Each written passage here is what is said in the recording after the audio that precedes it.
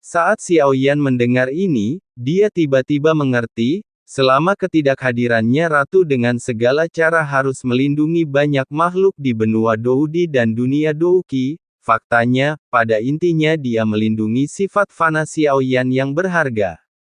Yang mulia juga baik, faktanya, dengan berlalunya waktu yang kekal keilahian pasti akan menjadi lebih kuat dari sifat fana, sangat sulit mempertahankan niat awal ini. Jadi dalam rentang waktu yang luas ini, sepertinya tak ada habisnya, sebenarnya ketika semua kerabat dan teman setelah pergi, Anda sendiri sebenarnya dianggap mati jadi tidak ada yang namanya keabadian benar. Petik 2. Xiaoyan mengangkat kepalanya melihat formasi bergerak yang perlahan berlangsung. Jika Anda melihat diri Anda sendiri tampaknya keadaan pikiran telah mengalami perubahan yang mengejutkan. Sejak saya berada di benua Doudi, perubahan ini terjadi secara diam-diam, kematian kakak laki-laki tertua, kakak laki-laki kedua dan ayah untuk Xiaoyan, ini adalah kepergian orang yang dicintai ketika saya memikirkan kembali, sepertinya saya telah menemukannya, sepertinya tidak ada lagi saudara-saudara di dunia, tiba-tiba melihat ke belakang. Sepertinya semuanya menjadi redup, Xiaoyan menghela nafas, masa hidup manusia hanya bertahan 100 tahun. Bahkan tidak ada waktu bagi mereka untuk melihat kembali kehidupan mereka. 100 tahun berlalu begitu saja dalam sekejap mata.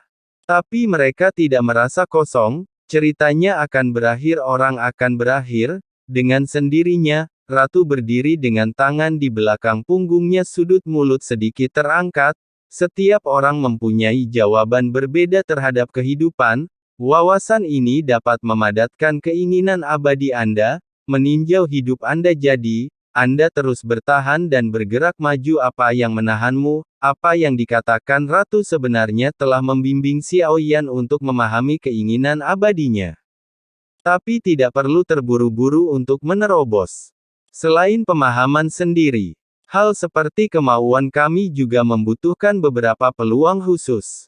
Tentu saja itu akan berhasil, ratu lalu menambahkan, dia khawatir, Xiaoyan terlalu bersemangat untuk sukses dan kemauan jangan tidak sabar. Xiaoyan mengangguk dari apa yang dikatakan permaisuri, membuat persiapan terakhir setelah kembali ke alam dewa kuno. Sudah waktunya untuk pergi. Pengalaman ini pun memperkuat keputusan Xiaoyan untuk meninggalkan Sensi. Kekuatan Taiksu telah merambah ke dunia Sensi, dan kekuatannya berada di luar imajinasi Xiaoyan. Ratu sudah tahu itu sebabnya menyarankan kepada Xiaoyan, untuk meninggalkan Sensi untuk berkultivasi. Identitas Xiaoyan telah terungkap kemudian, di kalangan Sensi, dia pasti akan menjadi sasaran kritik publik. Tidak hanya terlalu kosong, dan lemah, rumah Tianren, kekuatan keduanya pasti akan menargetkan Xiaoyan, secara khusus Sensi dan Taiksu masing-masing musuh dalam kegelapan. Untuk Sensi, Xiaoyan hari ini, meskipun itu adalah reinkarnasi dari Yang Maha Tinggi, namun kekuatannya masih jauh dari mencapai tingkat mampu menghancurkan. Pada kasus ini, sangat mudah untuk disergap oleh Taiksu, harus menggunakan banyak sumber daya untuk melindungi ini, terlebih lagi, Xiaoyan berlatih keras, untuk sementara waktu sepertinya merupakan pilihan terbaik yang bisa kita buat saat ini.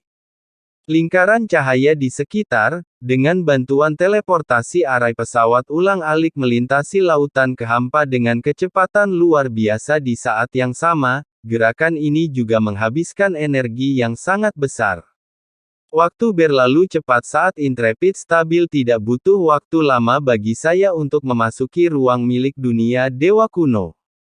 Sebelum pergi Xiaoyan berencana mengunjungi pohon suci Murbei hitam. Sekarang dia punya banyak materi seharusnya bisa membuat Bahuang Xuanzongru melangkah lebih jauh. Ngomong-ngomong, aku ingin pohon dewa Murbei hitam melihat armor dewa palsu. Mungkinkah Sensi menempa baju besi yang mirip dengan dewa kekosongan?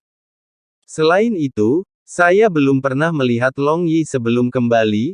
Salah satu benda yang dititipkan adalah sari darah, sisik, dan gigi naga Long Yi. Tentu Xiao Yan tidak akan memaksa Long Yi jika itu menyakiti Long Yi. Xiao Yan akan mencarinya dan tidak akan memintanya dari Long Yi. Long Yi seperti anaknya sendiri, dan bagi Xiao Yan dia juga tahu bahwa Long Yi memiliki perasaan yang mendalam padanya. Jadi setelah kembali saya masih ingin bertemu Long Yi sebelum pergi. Jumlah orang di alam dewa kuno masih terus bertambah. Memasuki alam dewa kuno juga akan menjalani pemeriksaan ketat. Tapi seperti yang dikatakan Ratu Penyaringan ketat tidak ada gunanya. Tapi ini sudah berakhir mengikuti tren situasi saat ini membutuhkan perekrutan orang-orang yang lebih berkuasa.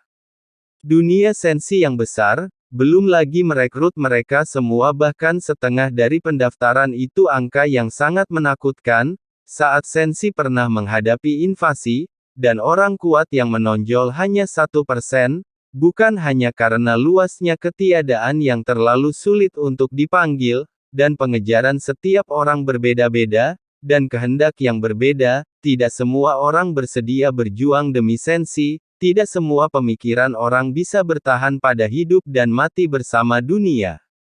Bersatu faktanya, untuk dunia yang begitu luas ribuan ide tidak dapat disatukan, 1% sebenarnya sangat menakutkan, ketika yang tak terbatas menyerang bahkan tidak 1% pun dari yang kuat yang berdiri, 1% dari situasi sensi adalah yang mulia masih tepat waktu.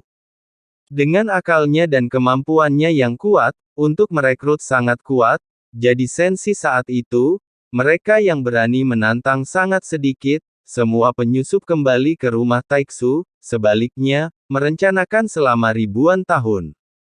Jika begitu maka Taiksu dapat menembus lebih dari sekedar sensi. Dunia lain juga harus berada dalam lingkup rencana mereka. Ratu berkata dengan lembut, terima kasih Ratu. Xiao Yan menangkupkan tinjunya. Xiao Yan masih penuh hormat seolah berpura-pura tidak terjadi apa-apa. Terima kasih kembali Anda dan saya dapat dianggap memiliki pemahaman yang mendalam. Wajar bagi saya untuk membantu Anda. Ratu menutup mulutnya dan terkekeh. Xiao Yan tiba-tiba memiliki garis hitam di wajahnya. Dia ragu-ragu dengan canggung dan lari pergi. Terus berbicara dia mungkin akan digoda oleh Ratu, meski itu hanya mimpi mirip dengan fantasi faktanya. Itu semua hanya dugaan namun berdasarkan kekuatan jiwa kedua belah pihak, mereka sangat kuat, jadi apa yang terjadi jelas dan nyata bagi keduanya. Memasuki halaman saya baru saja mendengar tawa datang darinya. Xiao Yan berhenti sebentar dengarkan tawa yang familiar. Tidak ada senyuman di wajah Xiao Yan saat ini, karena saat ini aku merasa sangat bahagia sekaligus takut. Dia takut terjadi sesuatu, dia takut pada sensi seolah dia sedang bingung, dia takut. Dia tidak akan mampu menahan tawanya, Tuan Xiao. Kapan kamu kembali? Kenapa kamu tidak masuk? Saat Xiao Yan berhenti kemudian dia terlihat oleh Xiao Zhan, yang sedang lewat. Yang terakhir ini memiliki senyum cerah di wajahnya setelah melihat Xiao Yan, dia menjadi lebih cemerlang. Tuan muda Xiao telah kembali. Xiao Yan tersenyum. Lalu dia menepuk bahu Xiao Zhan dan berjalan ke halaman. Dengan kembalinya tim Fearless, halamannya diperluas lagi ke halaman Xiao Yan sepertinya telah kembali ke masa Xiao Mansion. Di benua Kaisar Dou bukan bangunan serupa di sini, tapi wajah-wajah yang familiar membawa Xiao Yan ke Xiao Mansion dalam kenangan.